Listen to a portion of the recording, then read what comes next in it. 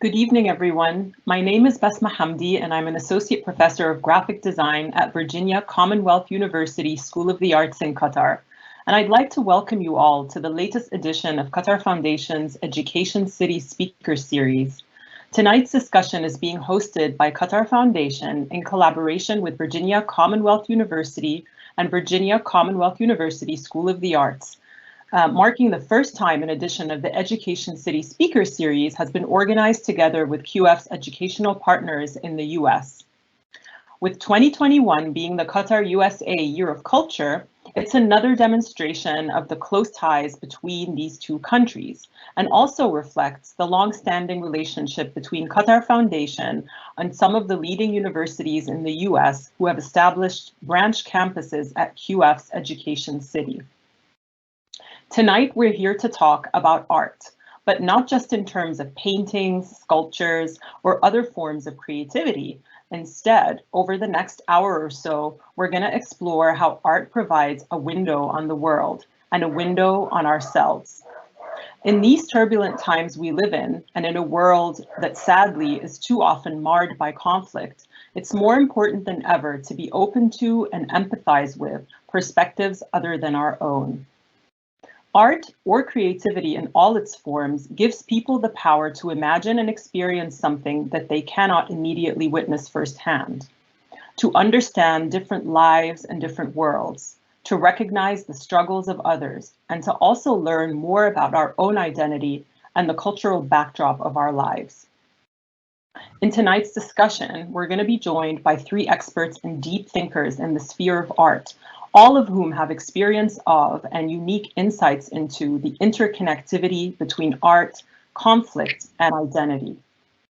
Before introducing our speakers, for those of you who haven't joined one of these events before, the Education City Speaker Series is a Qatar Foundation platform that provides people with an opportunity to hear from, learn about, and interact with experts and thought leaders on a range of topics that are shaping our world and the conversations that take place within it. Over the next 40 minutes, we'll be getting the views of our guest speakers on what art says about the world and how it helps us to understand us before taking your questions in a 20-minute question and answer session. Please use the Q&A session of this webinar to post your questions, and we'll do our best to get through as many of them as possible. And just a reminder that if you're watching on Microsoft Teams, you can access subtitles in Arabic, English, French, Spanish, and Italian. You can also watch the discussion of QF's YouTube, Facebook, LinkedIn, and Twitter channels. And if you want to post about tonight's topic and what you've heard on your own social media, please do use the hashtags #ECSpeakerSeries and #QatarUSA2021. Now, it's my pleasure to welcome our panel of speakers. First off, Dr. Abdellah Karroum is the director of Mathaf, Arab Museum of Modern Art, which is based in Joha within QF's Education City campus. He is the founder and artistic director of numerous art initiatives and has curated many exhibitions, including most recently the Our World is Burning exhibition at Palais de Tokyo. Mathaf, which was founded in 2010, is home to the Mathaf collection of over 9,000 works, the world's largest specialist collection of its kind. Zayna Al Saleh is an art dealer, curator, and journalist, as well as an activist. She most recently researched and curated a visual retrospective of 20 years of the British anti-war movement and has contributed to a wide range of publications on topics related to political art, activism, and collecting. Currently, she is in the process of co-founding an advisory group that will chiefly focus on activist art. Assil Diab is a visual artist, graphic designer, and graffiti artist who is based in Qatar. A two-time TEDx speaker and an alumna of Virginia Commonwealth University, she completed her bachelor's degree in fine arts at its US campus after winning a scholarship to VCU Arts Qatar. Her most prominent street art was developed during the 2018 Sudanese revolution, and the following year she was granted an award from UNESCO, an Eye for Policy, for a street art campaign she initiated focusing on the COVID-19 pandemic. And just this month, she's been recognized by VCU as one of its top 10 graduates of the last decade, through the VCU Alumni's 10 Under 10 Awards. 3 great speakers, and we're delighted to have them here with us today. Thank you all for being part of our event. First off, Abdellah, I'd like to start with you and cut straight to the heart of our topic today. Increasingly, we see art being used as a medium to depict and campaign against conflict. But what makes art so effective in doing this? Yeah, first, thank you very much for inviting me. I'm very happy to be here and to be part of the speaker series at Education City. You know, the recent, the last year and the recent times really showed us how much conflicts, pandemic, wars can change museums, change institutions. But actually, this conflict don't change really art. Art adapts to these conflicts. Art expressions are always provoked by context, by places where it emerges, where it's produced, because it's part of the society. It is something. Art is something that is endogenous, that is within the society, that is an expression of this complexity in our societies, and this is through history. But sometimes artists within societies where it becomes for them impossible to work, let's say they are forced to exile, and even within this exile they still work with the places where from where they come, or the places they are related to, these places. So you have this relationship to the place of life, place of origin, even from exile from other places. So I think artists who work in challenging contexts are kind of heroes. They always find ways to communicate people's struggle. They take risk, and they work for change. They are a very important part of you know, the active people who bring change, and the space that is created by art is a very important space. It's not something that is aside of the society, for the political, economical. It is really within everything. So this is what I wanted to say in relation to what you are asking. It's very interesting. Yeah, that's fascinating. The relationship between art and exile and artists who are working, you know, away from their home countries. That sounds fascinating. Thank you for that answer. Assil, I'd like to start by congratulating you on your award as a street art, as your street art project in Sudan shows. You're someone who finds artistic inspiration in the space of conflict and hardship. What do you think is art's role in spaces of conflict? Do you think an artist has full grasp on what they're hoping to accomplish with a particular piece of art, let's say? Or does the reception to the artwork play a larger role? So when you first begin creating the work, do you kind of anticipate the kind of reaction you're getting from it? Does that make sense? Yeah, art, you know, it can be more effective than news coverage and reportage. And I don't know if anyone's been watching the news today, but witnessing the turmoil happening in Sudan right now. I just want to say, first of all, my heart goes out to the people of Sudan and to the Sudanese people. And they are now currently facing internet, electricity, and also phone blackouts as of yesterday. And we as the Sudanese people support democracy. And I personally hope I don't have to paint another martyr like we see in this picture right here in Sudan again. Yes, absolutely. I completely hear you. So moving on to Zayna, as an activist and a supporter of activist art yourself, what do you believe are some of the most powerful examples recently and throughout history of art being used to oppose conflict? And what factors create this power, in your opinion? Well, I think the most fitting way to begin answering that question would be to refer to the 15th of February 2003, which actually marked the biggest day, the biggest sort of global protests in one day. So that day, 35 million people took to their streets locally to protest against the war in Iraq. So we had 2 million take to the streets of London that day. We had 3 million in Rome. But, you know, the sort of repercussions afterwards and the growth of the anti-war movement following this particular demonstration was, you know, stratospheric.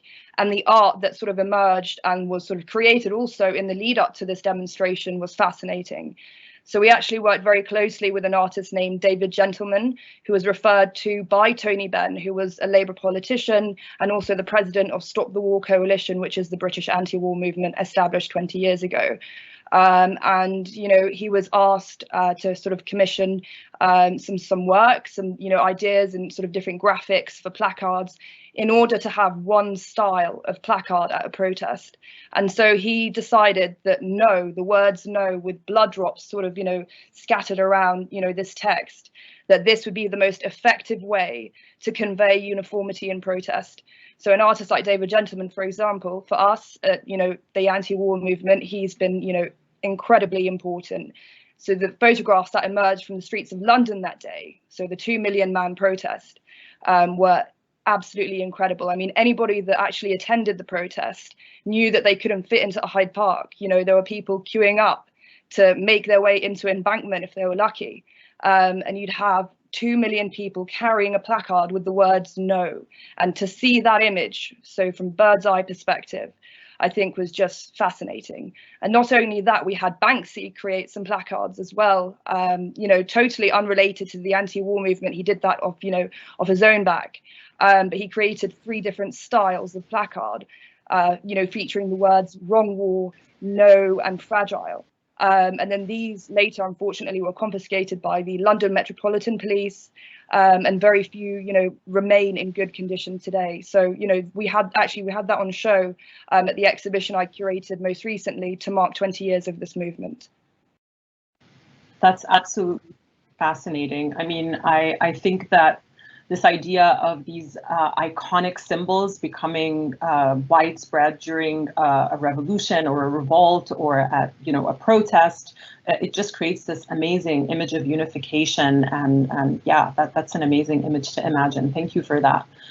So now I'd like to follow up with a question for all of you. So maybe we'll take turns to answer this question. So how can artists in repressive contexts express themselves, and how can they be better supported by both institutions and individuals? So we're talking about people as an individual or as an audience. How can we support artists in those repressive contexts, but also on a larger scale, how can institutions support artists in these contexts as well?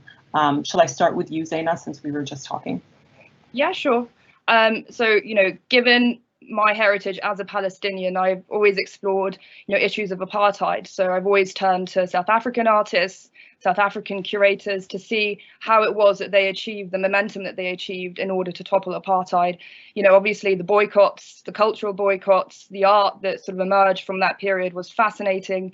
And obviously, you know, this is something that is of great interest to me. So actually the Maydew Art Ensemble was a collective of artists, so filmmakers, poets, writers, artists as well, who sort of operated on the border in Botswana, because obviously censorship was at an all-time high in the 1970s.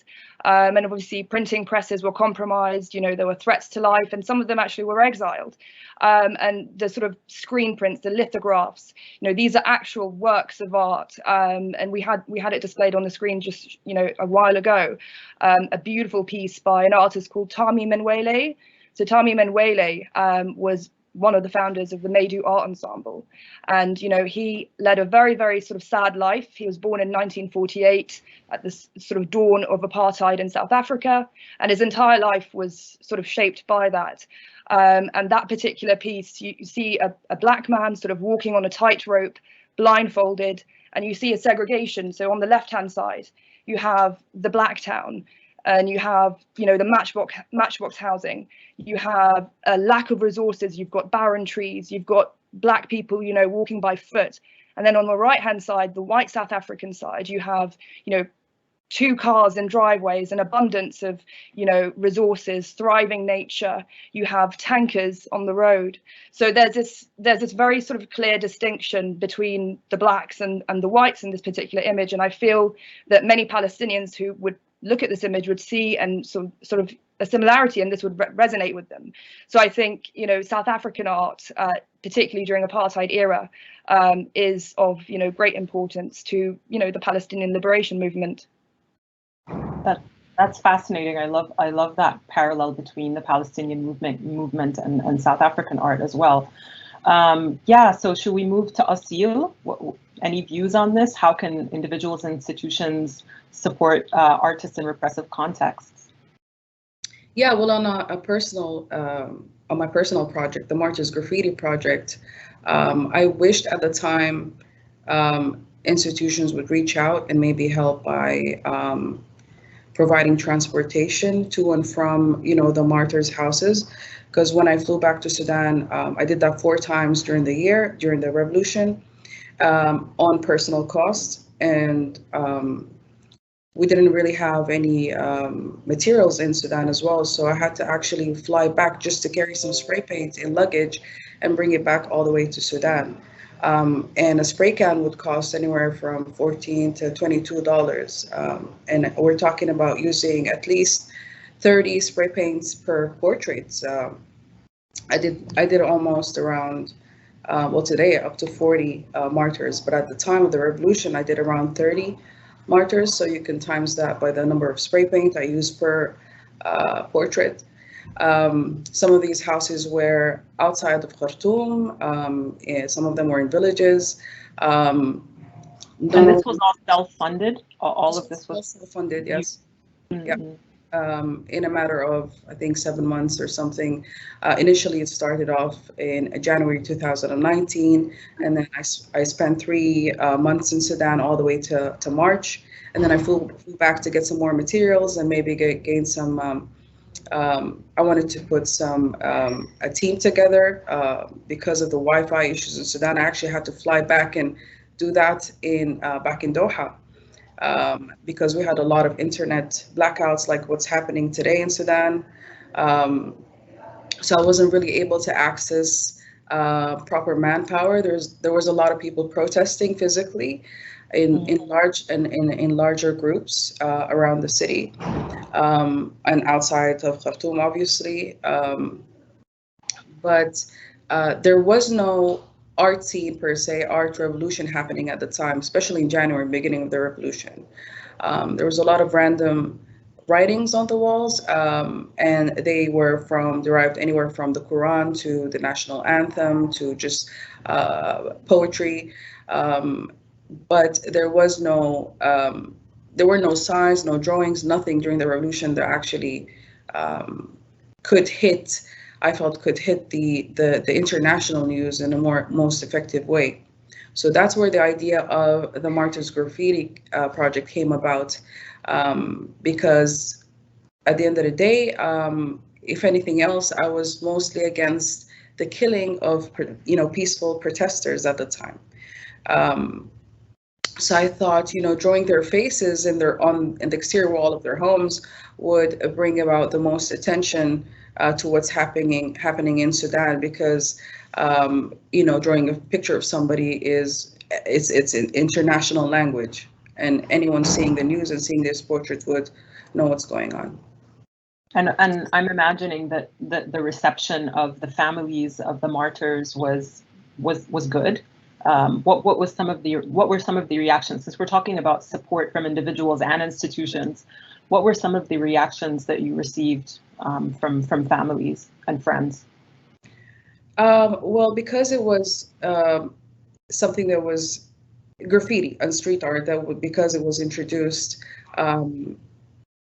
not on a larger scale before the revolution. It was something fairly new in the country, so not a lot of people really understood what street art was. A lot of these families were against the idea, because the first thing they would say was, what's a picture of my son or my daughter, the martyr, is going to do, and how's that going to bring back the martyr? So it actually took us a few visits and a few phone calls before we actually visited the family to try to convince them, and by saying that anyone that's seeing the portrait is going to, first of all, mourn the martyr. And it also is a reminder to people with the revolution, people against the revolution, of, you know, it forces them to speak about what's happening. So, you know, seeing a picture of someone is just going to force you to talk about what's happening, regardless of your own personal intake on what's happening in Sudan. Yes. And Absolutely.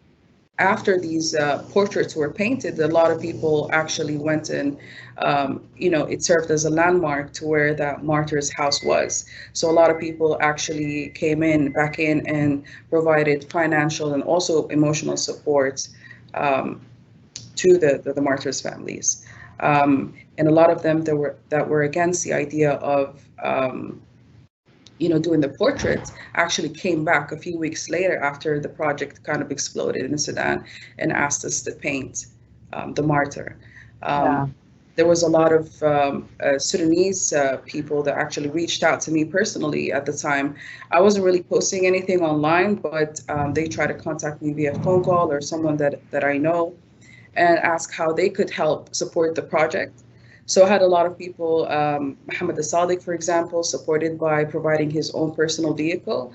And he would just run the vehicle as, you know, while I'm painting, and that could be anywhere between 10 to 30 minutes.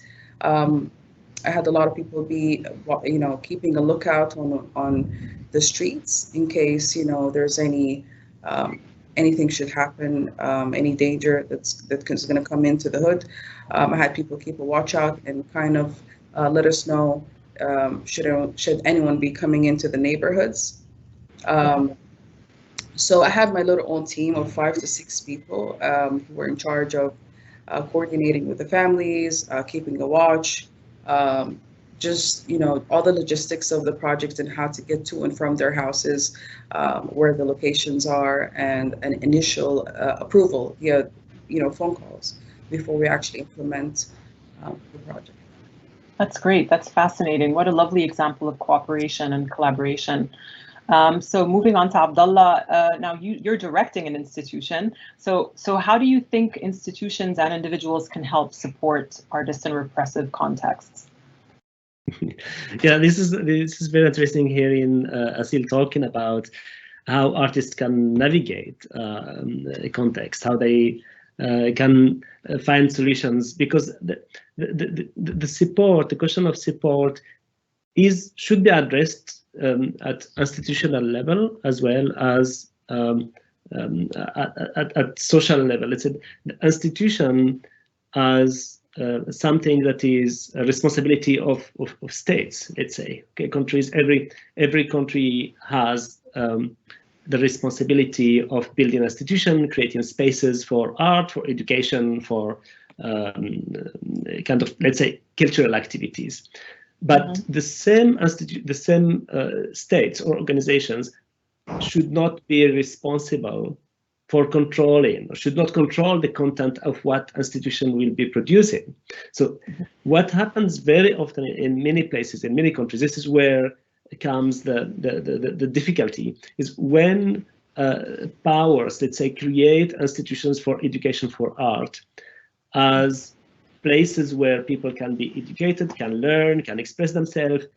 The problem starts when the same powers want to control what is within these places. So this is where artists are obliged to go out, to, let's say, independent spaces, to the streets, to find ways to navigate places and express themselves in kind of more free spaces.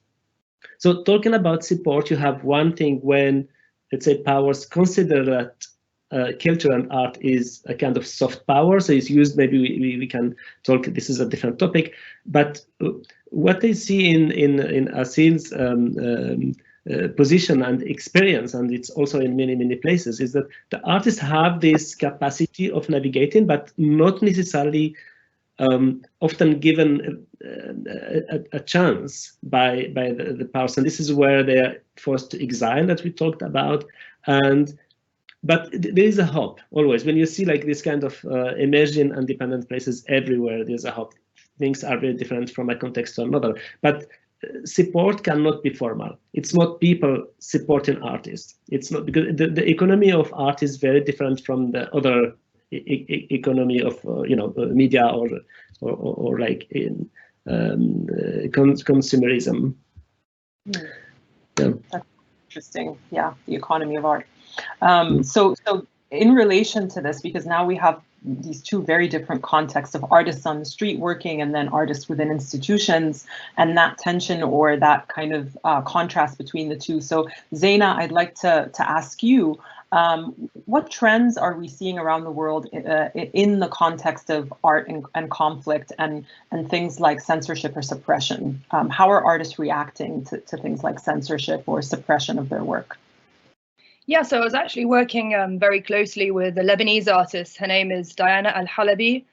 She was studying at the Zwart Institute in Holland. She was completing her master's there in fine art. And during, obviously, the onslaught and the forced evictions of residents of Sheikh Jarrah in May earlier this year, her and a fellow co-artists and co-activists decided to show solidarity with the Palestinian people and simply hold a banner saying, stop ethnic cleansing, free Palestine. This banner was removed. The security on campus were instructed to go and tell them to stop. And so the artists had to sort of think on the spot, how could they still show solidarity without being under the sort of banner of political protest, but under the banner of art. So they created a watermelon painting, which to many watermelon is the metaphor for the Palestinian flag, because in the 1980s there was an Israeli law that criminalized the use of 4 colors, so the black, the green, the white and the red, which are the colors of the Palestinian flag. And so the watermelon became a sort of stand-in patriotic alternative. So yeah, these artists created this beautiful banner and sort of dubbed it a performance. So they took it in turns to hold the banner outside the university campus every single day for about a week. There were efforts to obviously have this banner removed. The university then went ahead and seized the banner, confiscated it. Up till now, I've heard apparently they did return the banner back to the artist, but it was not until many months later. But then the artist responded in the end, for her final piece, for her graduate piece, she decided to prove that art is actually a free space in which we can express ourselves. So for her final project, part of it was actually a fake, sort of a fictional alternate reality apology from the university, regarding their censorship of the Palestinian voices or pro-Palestine voices. And, she was awarded a distinction for that. So I feel that, given the way in which events unfolded on her university campus, and to have that sort of crowning moment, to actually prove, that art is the free space in which we can actually express ourselves. Free speech means nothing in the end. It's really art that, allows this this expression. That is absolutely fascinating. I really, I did not know about the watermelon symbol, first of all, but yes, this little anecdote is so interesting, and it's a great segue into my question to Abdellah. So in terms of education and universities and art within the context of universities, since you're the director of Mathaf, and Mathaf is sort of situated in Education City, which is an academic space, educational space, how do you feel art can educate people about conflict and in ways that differ from, let's say, social media or the news or history books?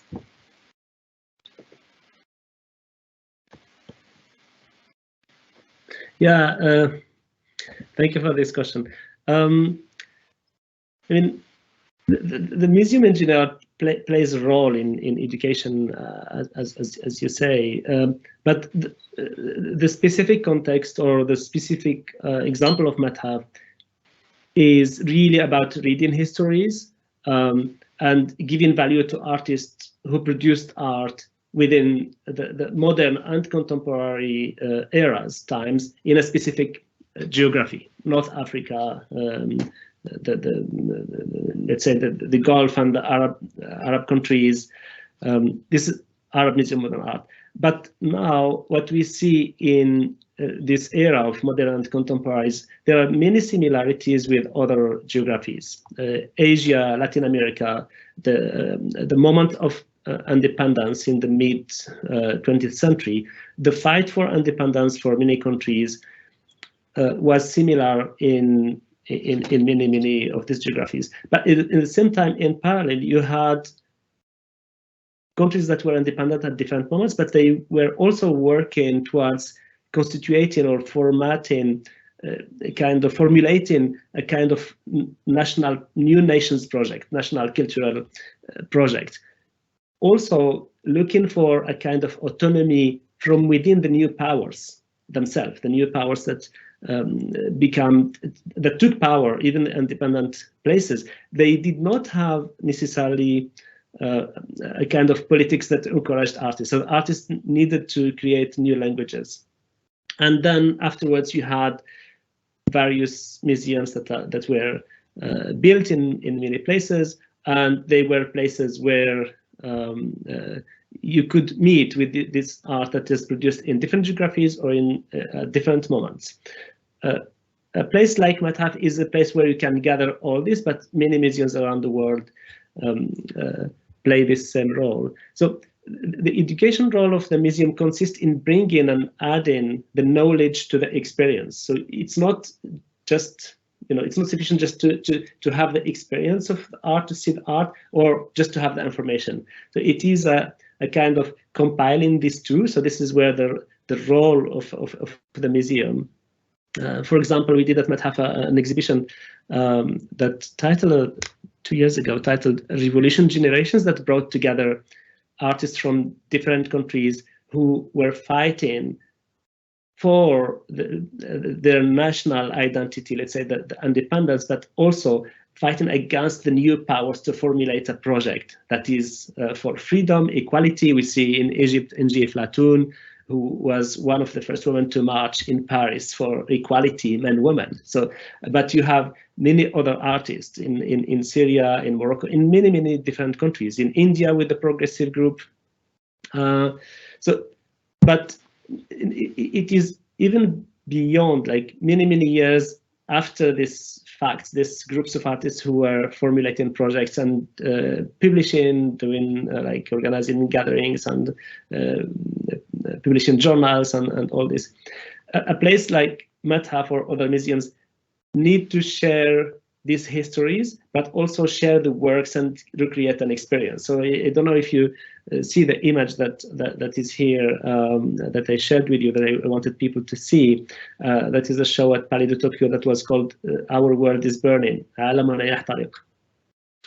which brings together artists from different periods, but who have this project of fighting for equality and freedom, like different kind of engaged art practice for society, not necessarily just for themselves, of course, for themselves as wanting to express themselves in a free way, but also bringing topics that are really for the people.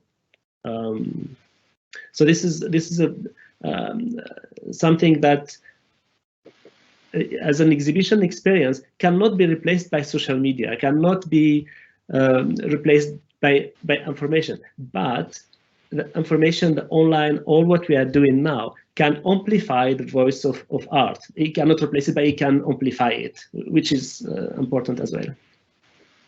Absolutely, yeah, that's a great comment. I just want to follow up on that for a second. So usually people consider, or traditionally, art that we see in museums is art with a capital A, and then things like graffiti or street art or traditional crafts are kind of like considered a bit less, or different, or art for the people, let's say. Do you see that shifting? Do you see that changing within art institutions? Are art institutions redefining or expanding the scope of what is considered art within the last, let's say, decade?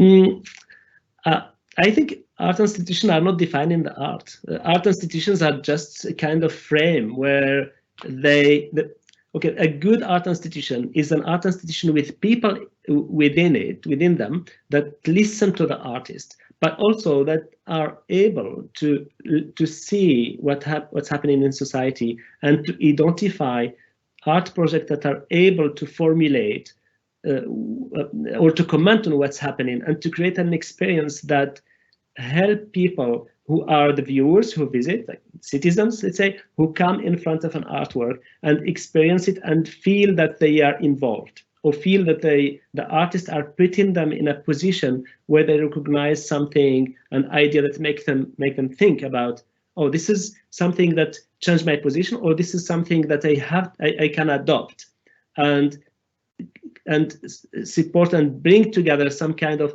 I could say, working for change, if you want change in society, and artwork bring this provocation of change in society. If it's about that, but it is also allowing you to be in a space where dialogue is possible. So this is the power of art. Through poetry, you can say, you can say things. Sometimes it can be more, let's say, more confrontational, but very most of the time it's not confrontational, but it's able to create a dialogue. But I mean, to respond directly to your question, again, you don't, from the museum, even if you see that every time, every era in history has its own vocabularies due to technicality, let's say reproduction, 19th century already. Today is the internet. But we'll have maybe even like the power of amplification of media, of art, as I said before, it's not to replace, but it's amplifying the voices. We are in the same space together in many places, you see. Absolutely. I love that idea of change and opening up the space for dialogue. But what about, and Zayna, this is a question for you, what about conflict resolution? Do you think that creative spaces can actually have a role to play in conflict resolution? Can they mitigate or even prevent conflict, and how or why? Yeah, so, with regards to Banksy, so obviously, in the UK, he's regarded as Britain's most loved artist. But he's also, philanthropically had himself involved in the Palestinian cause, for example. So in 2017, he opened the doors of the Waldorf Hotel, which was a project that was in the making for 3 years. Nobody had a clue what he was doing at the time, not even the Palestinians, not even the neighbors. He kept everything under wraps. And the reason he opened it in 2017 was because it was 100 years since the Balfour Declaration, which was, British involvement in the sort of toppling of Palestine. So I feel that, yes, especially with his work, he's promoting, Bethlehem as a place to visit, he's bringing in the tourists, but also at the same time, there are several rooms through which he's describing, everything that had happened from 1917 through to the present day, from, the mandate, from the Balfour Declaration, to all the intifadas and, present day apartheid. So I feel, yes, that, conflict, creative spaces, can sort of mitigate, conflict resolution, but, in terms of prevention, I wouldn't say it does. Absolutely, yeah. That's Banksy is quite famous and quite controversial. I love that example, and his work on Palestine is amazing. So Assil, this question is for you. As someone who creates thought-provoking art, do you believe that this form of art can challenge everyone to think outside of their comfort zone? Did you witness any resistance to your work, let's say from audiences or followers, and how do you deal with that?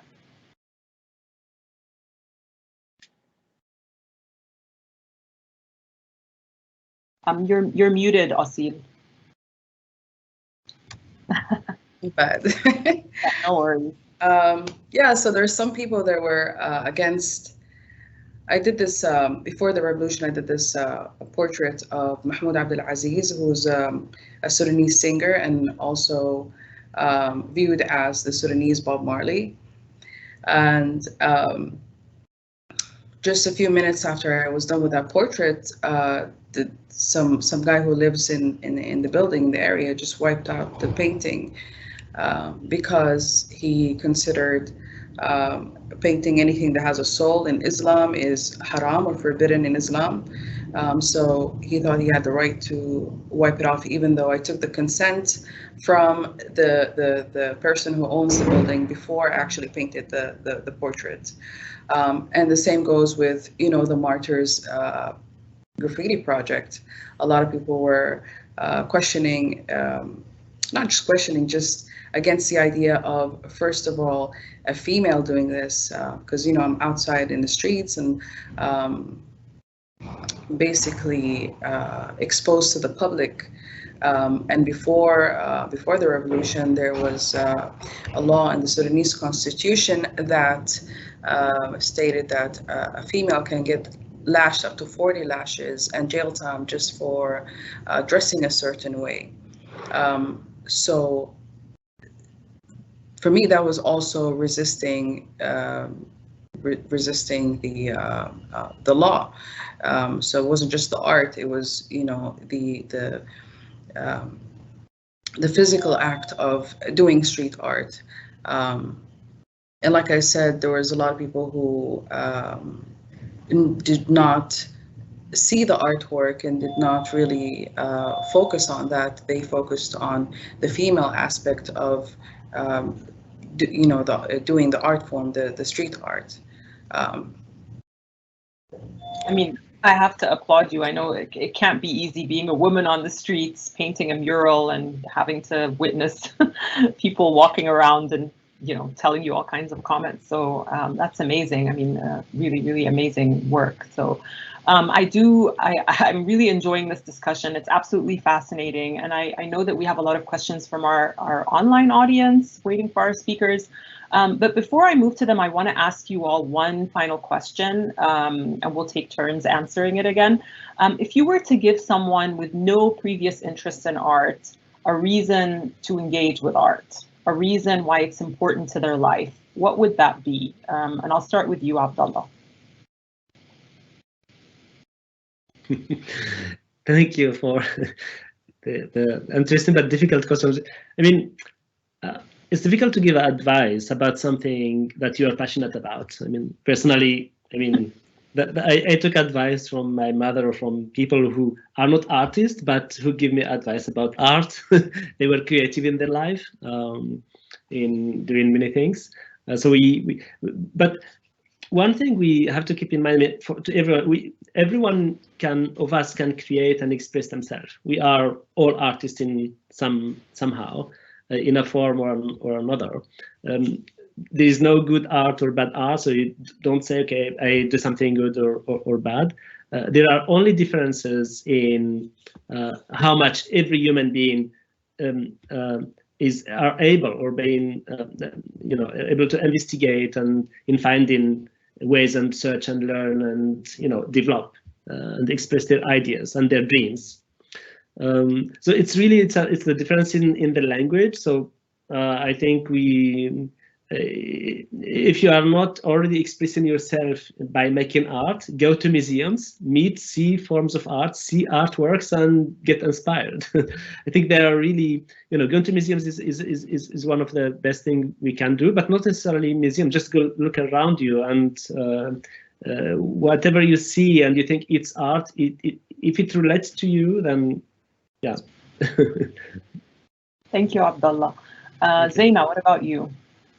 I think obviously for the last sort of, you know, many sort of 5,000-6,000 years, you know, we've seen examples of mark making in caves, you know, as early as then. So I feel that the very act of mark making, the very act of leaving a trace of, you know, of physicality, of materiality is something that, you know, lends itself to humanity in a way. I feel that leaving a trace, leaving a sort of an element of your spirit in something physical has been, you know, around far earlier than we were able to write books or we were literate or anything. So I feel that actually art, you know, preceded literacy in many ways. So I think, you know, if you want to, you know, become closer to the pulse of humanity, I feel that's why you should turn to art. I feel that the longer you spend in museums, especially museums are, you know, more based on history, and you start to see actually that these marks, you know, these marks were being made in rocks. However, they do resemble a figure, a sort of abstract metaphor, something. You know, that itself is proof that art has existed throughout the ages, even before literacy. So yeah, that's my reason. That's an amazing answer. Art is existence, right? Absolutely fascinating. What about you, Assil? During the revolution again, we always be referring back to that. I think what spoke to, like I keep saying, what spoke to the international news the most was art, and this is all form of art. It was the chanting, the poetry, the music, and also the street art. And even when there was blackouts during, the revolution, and people had no access to social media, and they didn't have access to knowing what's going on, a lot of people at the time that were online changed their profile pictures to this blue color. And that started the hashtag of Blue for Sudan, and which was inspired by one of the martyrs, Muhammad Hashim Matar. And it represented all the martyrs, obviously, and it spoke about and was a means to raise awareness on what's going on in Sudan. And because there was an internet blackout and a lot of people were not able to go online, and I was one of them, I only came to find out what was going on in Sudan 2 weeks later, when the hashtag was out. And when I logged into Instagram, I saw a lot of people's profile pictures were blue, a lot of people in Qatar, in the UK, just everywhere. So I decided to use street art here to try to raise the same awareness outside for people that not just had blackouts, for also the large percentage of Sudanese people that were not on social media because of the economic state in Sudan.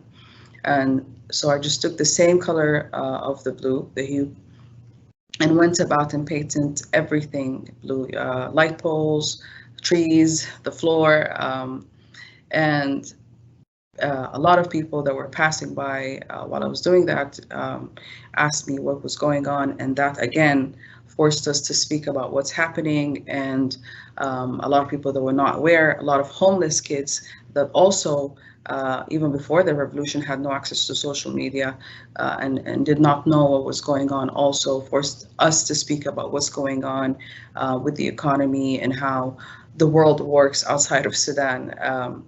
And I did the same thing with the coronavirus campaign, and a lot of kids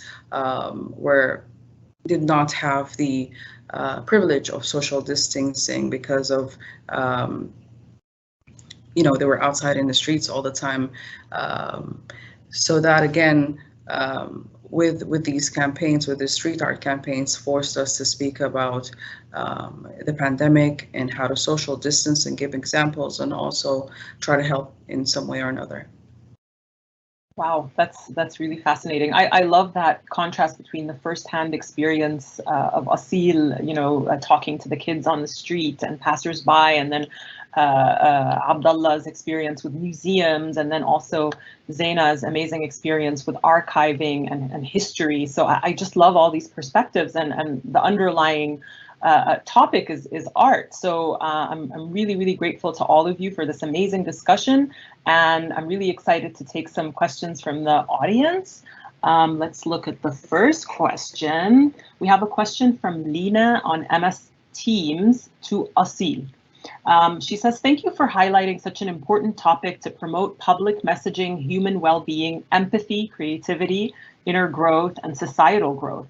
Do you have any experiences with using arts to promote health, and more specifically, mental health within communities?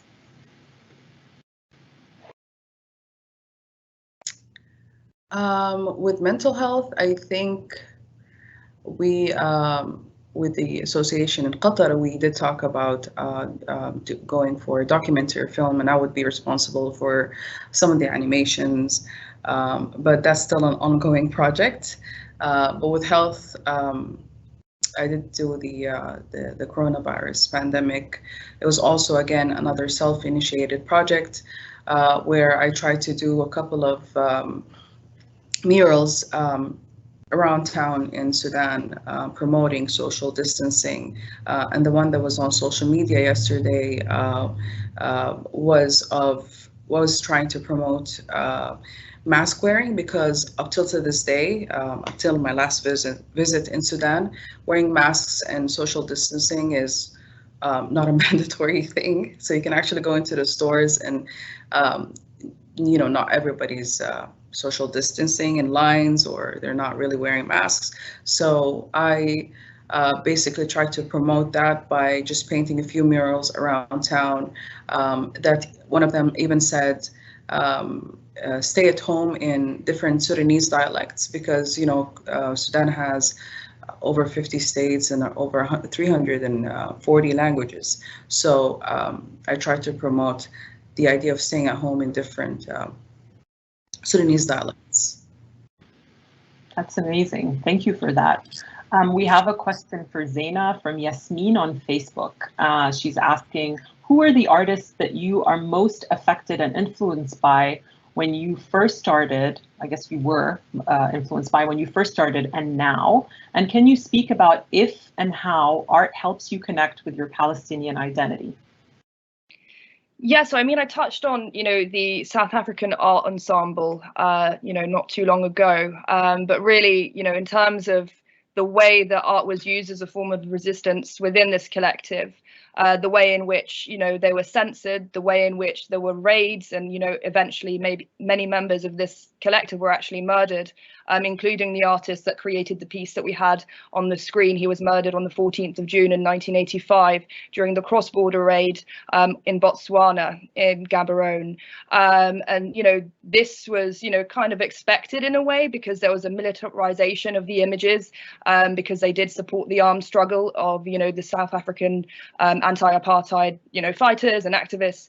But yeah, no, I just feel that, especially on the topic of South Africa, there is so much similarity, there is so much resonance as a Palestinian, and especially when we go through poster archives, print archives of, PLO or pro-Palestine posters, even ones that were sort of sent from, international organizations such as OSPAL, the Organization of Solidarity with Palestinians in Asia, Africa, and Latin America. I mean, it does span, continents, the sort of similarity in activist art, but particularly South Africa for me. Thank you, Zayna. We have a really interesting question from YouTube to Abdellah. How do you address art institutions who steal work or purposely exclude minority artists or minority issues represented in art? Well, this is very interesting, and I mean, listen, I mean, this is a very important question. Of course, I worked in independent small spaces, mostly in Morocco, in different places in Africa. I worked in Senegal, in different continents.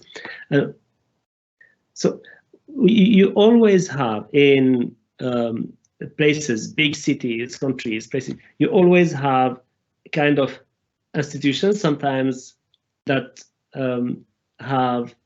should have the project of promoting art within the society, but they turn out into propaganda platforms, podiums for propaganda. This is everywhere. It's stages. You can see it every day. You can see many countries, rich and poor, not African, not European, not Asian. Like every country has this massive investment in making museums, and sometimes these museums become stages and podiums for propaganda, state propaganda. So these places are exclusive places for formal official expressions that are, to celebrate our greatness and all this.